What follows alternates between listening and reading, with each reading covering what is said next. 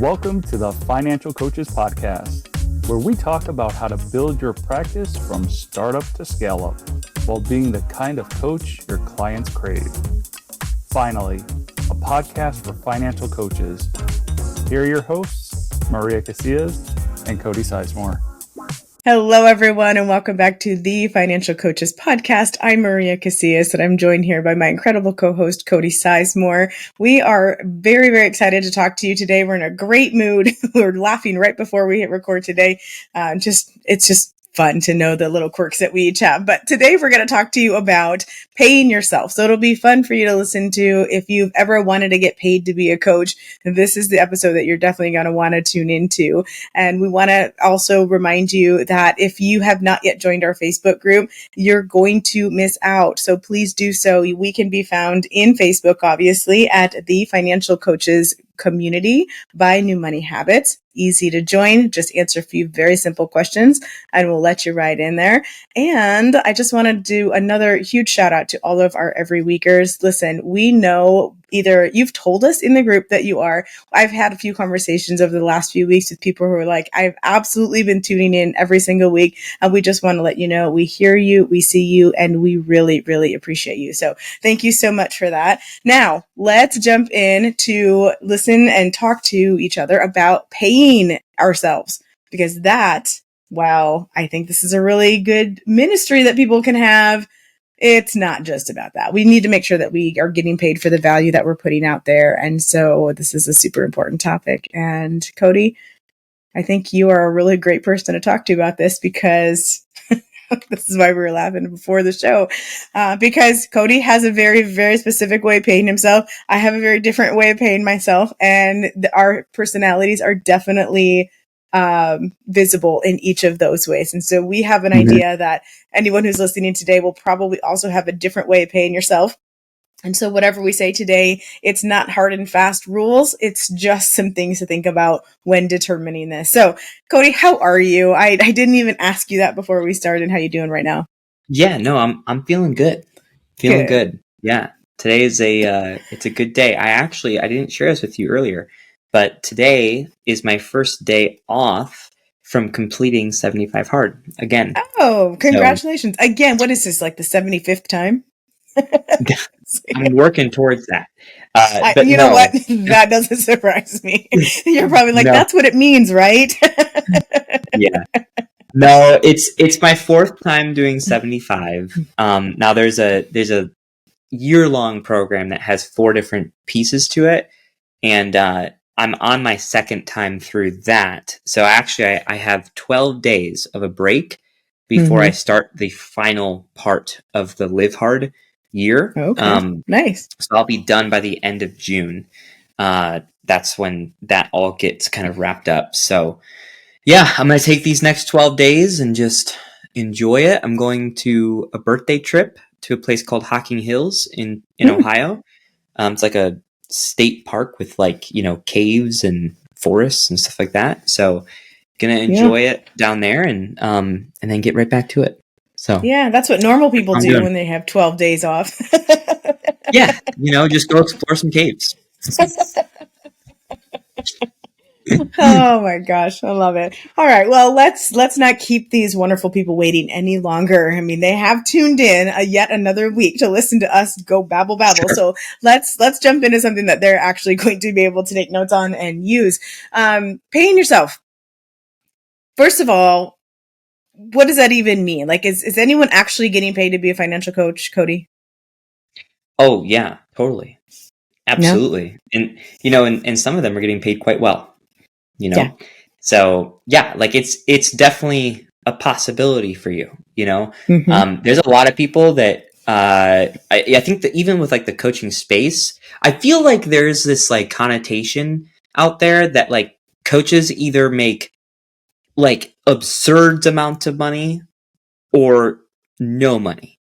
And there's like the Tony Robbins of the world versus versus exactly. Yeah. And that's just not the case. Like there's a lot of people who make a very, very comfortable and respectable income from it on a consistent basis, and it's really just about like, I mean, there's a lot of things that go into that, but I think a big part of it is also just figuring out like, hey, how do we actually pay ourselves to make it a sustainable thing that we can continue to keep this growth and to keep it going. So that's why we wanted to talk to you guys about this today. So I also, before we get too deep into anything, I do want to address what you said, Maria, about the differences between how we pay ourselves.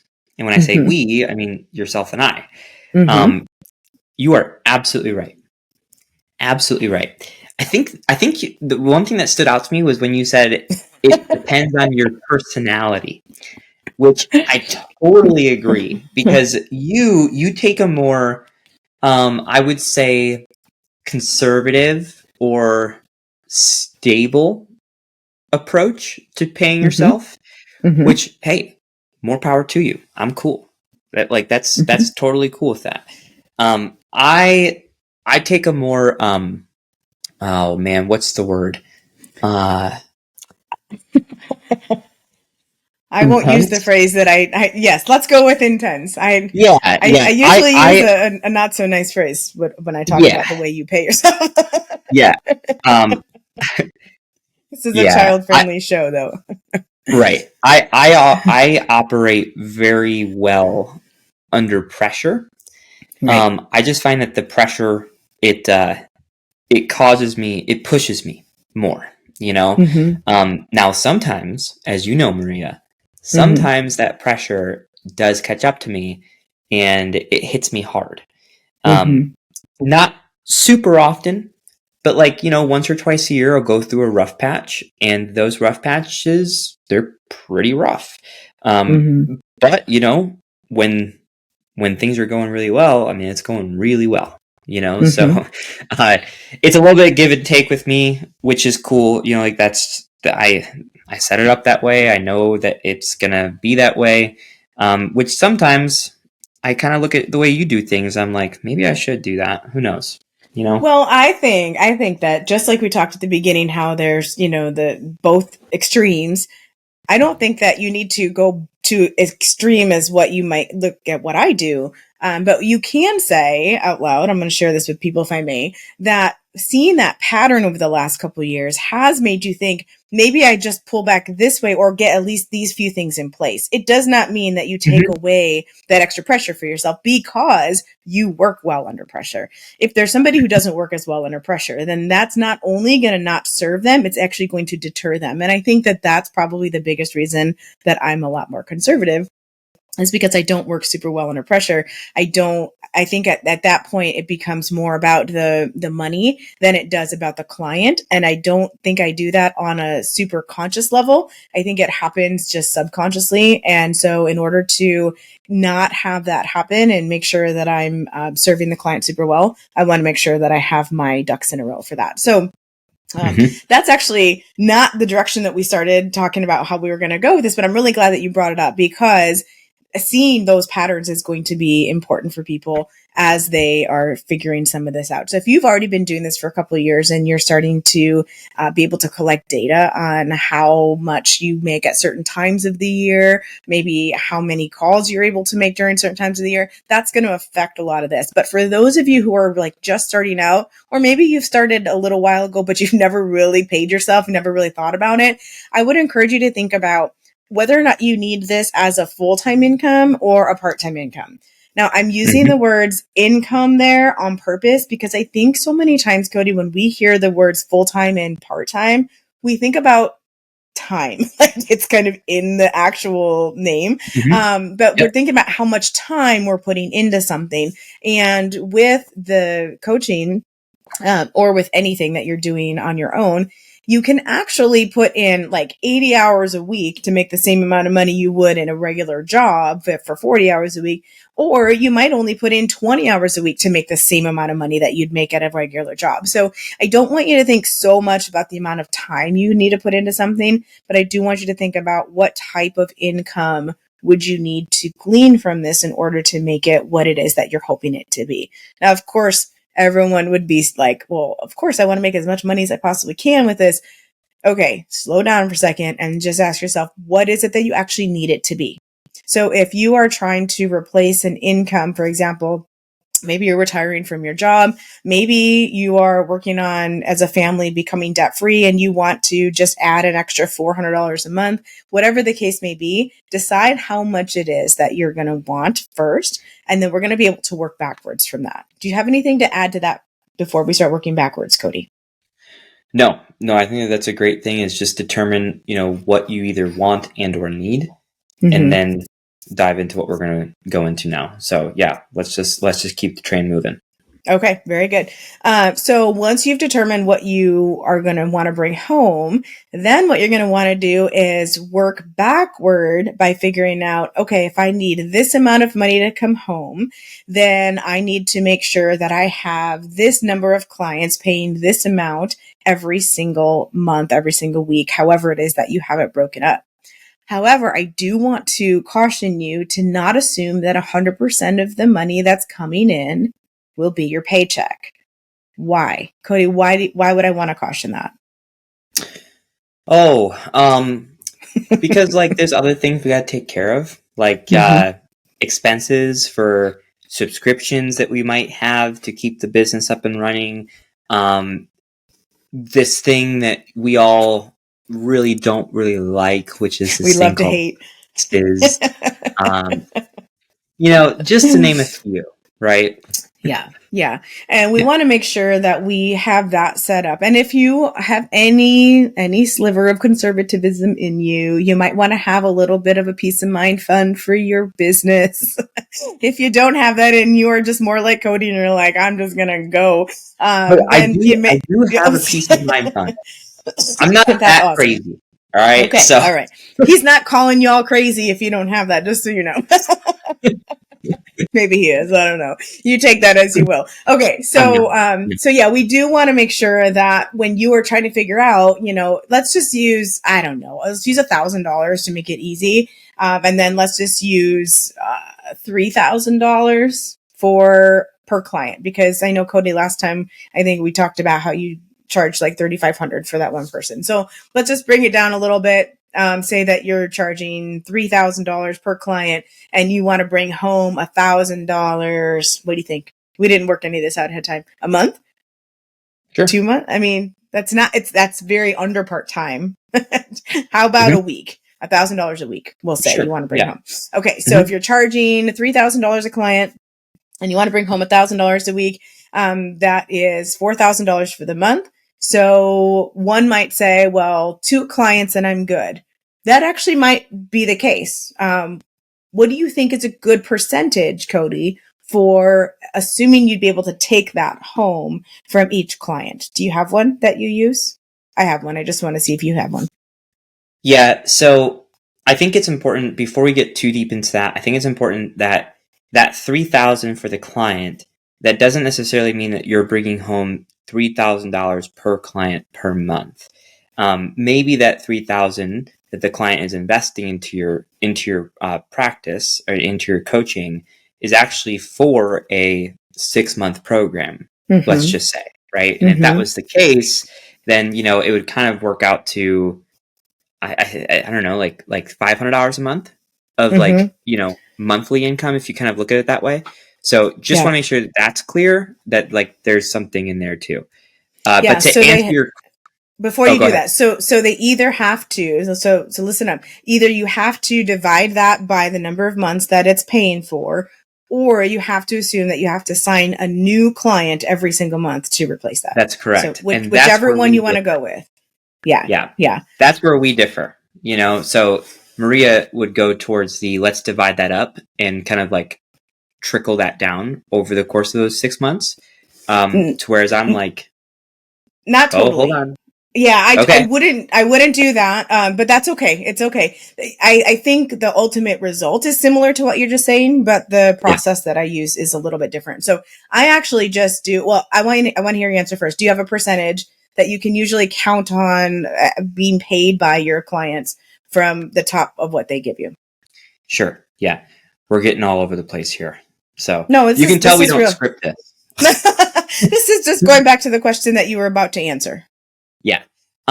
So as far as a percentage goes, I usually, so if I were to look at setting money aside for my peace of mind fund or my profit account or taxes or anything like that.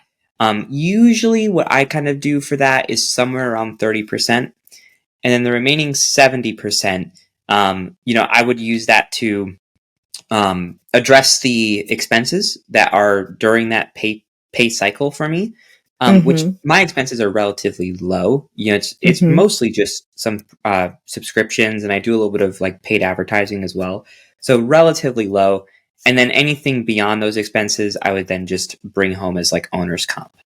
Okay, perfect. Now that's actually where we differ a little bit. So I usually do about 50%. So rather than the 70, but my 50% does not include any expenses. So it's just a flat 50%.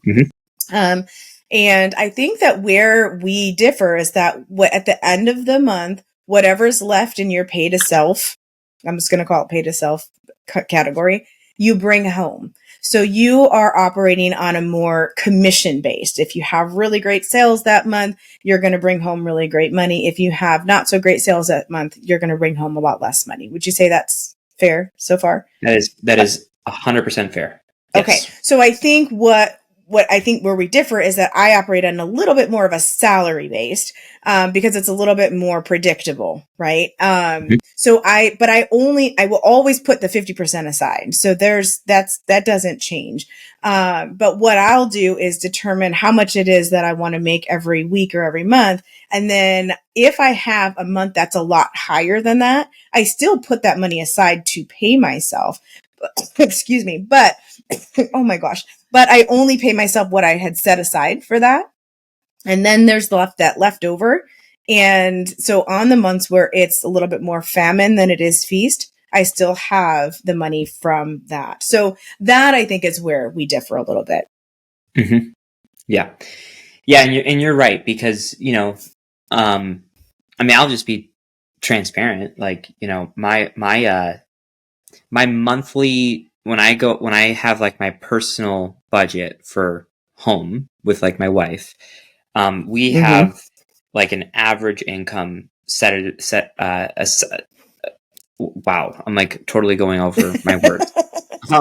We have an average income set for me at 8,000. Now there are certain months where I'll bring right around that home. On the months that are a little bit lighter, it might look like 5,000 or 6,000. But I've also had months where I brought in 16, and I think that that's really the difference is like, I do have those big months. I have those smaller months. Whereas, with your situation, like you're bringing home a consistent salary kind of thing. Yeah. And either one of these ways works. We just, like we said at the very beginning of the episode, you want to do what's going to suit you. So it could be personality based, but it also could be circumstantial. So if you've got somebody who relies on you and that's the only income that's coming in, you might want to make sure that you're a little bit more steady so that you're not having all of these like, oh, kids, we're going to go out and, we're going to get to go to Disneyland this month because we had a really great month. And then next month, well, we don't even get to eat because daddy didn't bring home anything this month, right? So you do want to make sure that you use your circumstances around you to help determine what it is, the process that you're going to use, the amount that you're going to take home, etc. But I do think that either way, there is that motivation that's coming from it. There's a consistency that's coming from it. Even on the months when you don't have super high months, Cody, it's motivating you to go and get those sales. And so if you're the type of person who isn't going to be motivated to go out and get something because you don't need it, then maybe Cody's way is actually the better way for you. I don't know. We're not here to tell you which way works best. We're here to make sure that you understand how important it is for some of this stuff to play out. So salary versus commission, whichever way works best for you, I think is good. Yeah. And I think it's also important to note where I kind of come from and where my kind of like mindset is with the way that I do things. Because I think it also, this kind of determines like what would be the best fit for you listening to this as well. So the reason that I do it that way is because when I have those like mega months to where I'm making like, I'm bringing home like a lot of revenue from this. It's not like I'm going off and taking this big month and just like going crazy at home kind of thing. In fact, everything at home is pretty much the same every single month. It doesn't matter if I make, a ton, if I make what I project, or if I make a little bit under what I project. Everything is set up and designed to have consistency at home. And that's really important to me. But the reason that I have it set up that way is because outside of my coaching practice, I have my own very, very important and ambitious personal goals that I have. So I've talked about this in the past on this show, but I have like this huge vision and this huge dream of building up a real estate portfolio, kind of like an empire of real estate rental properties.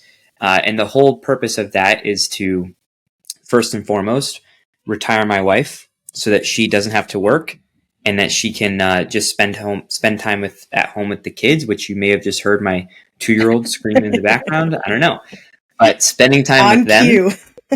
Yeah, that's really, really important.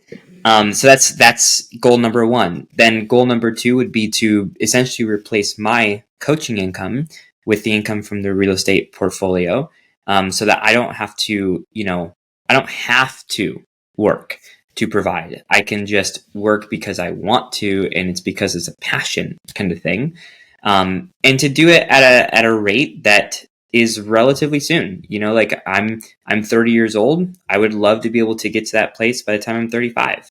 So I'm very aggressive towards that, and that's why I have that aggressive setup with the way that I pay myself, is because I want to get to that place to where I can have that stabilization, and then I can just be completely just like stable across all fronts and not have to feel like I need to have so much pressure on me kind of thing. So there's a purpose behind it all is basically what I'm saying. And, if maybe you have similar goals like that, that might be a good route to do. But if your goal is really just to provide a living for your family and, just to have a consistent thing to where like, you don't mind, working and you don't mind having that consistency and all that kind of stuff, then maybe it should go a route that's a little bit more towards Maria's end, or maybe you find somewhere in the middle, like I don't care. But I think it's just important to understand like the intention behind the different styles that we have. Yeah. Like so many other things, that goes back to the why. Yes. Yeah. Yeah. One other thing I'd like to just mention is that nothing is static. Like it changes on a regular basis. So I would highly encourage, whether you're doing what Cody's mentioning or what I do, revisit it every quarter or so. See, like if I have an overabundance of extra in that account and it's at the end of the quarter, then I might take home a little bonus or something. I don't need to have it all sitting there. Or if I know that I have, some sort of medical procedure coming up and I'm not going to be able to work for 2 or 3 months, I might let that build up a little bit more for the consistency. But whatever you do, make sure that you are revisiting that. And as we mentioned kind of towards the top of the episode, if you are recognizing patterns over the last couple of years and you're seeing different data points, don't ignore them. It's okay to use that information in order to actually do differently and to shift a little bit. So we encourage you to read what the information is giving you, not just ignore it. Mm-hmm. Yeah. Awesome. Yeah. Anything else you want to add? I feel like this is a good conversation. No, I don't think so. Yeah, this turned out to be a really good conversation, and they got a real sneak peek into some of the behind the scenes laughter that we tend to laugh at each other for. And I think that was kind of fun to let them peek a little more than they normally get to. So, so I appreciate having this conversation with you, and I can't wait to hear if people. I would love to see more and more people reach out and let us know, like, hey, this is what I'm trying to do, or what are your thoughts on this particular way to set things up? I think that would be really fun. So feel free, you guys, to jump into that group and let us know, or let some of the other group members know if you have questions or run something by us. We'll be happy to look at that and let you know our opinion. Awesome. Well, hey, thanks for checking in once again this week. We'll make sure we catch you guys next week. And yeah, until then, have fun, get some new clients, make an impact, and do your best. So we'll talk to you guys soon, all right? Have a good week, you guys. See you next week. Thank you for listening to the Financial Coaches Podcast, brought to you by New Money Habits and Sizemore Financial Coaching. Submit your questions to our hosts by emailing podcast@newmoneyhabits.com. Be sure to subscribe to be notified of future episodes and join our growing group of like-minded coaches on Facebook. And until next time, happy coaching. Music provided by Summer School.